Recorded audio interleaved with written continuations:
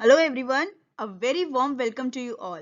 Now let's discuss the fourth case study of separate legal entity, that is Abdul Haq versus Dasmal.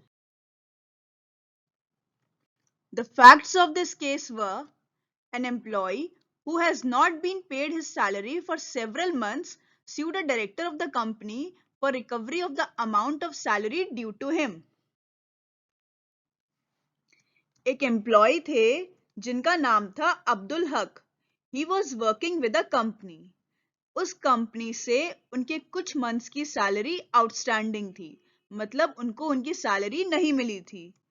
उन्होंने अपनी salary recover करने के लिए उस company के एक डायरेक्टर जिनका नाम था दासमल, उनके ऊपर केस फाइल कर दिया.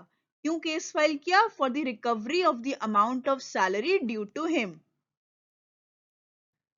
अब इस केस में जजमेंट क्या पास हुआ कि company is a separate legal entity distinct from its directors and Abdul Haq is an employee of the company and not of director दासमल in his personal capacity.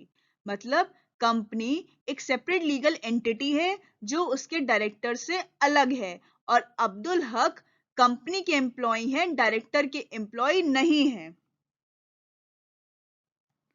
So he could not succeed because the remedy lies against the company and not against the director of the company.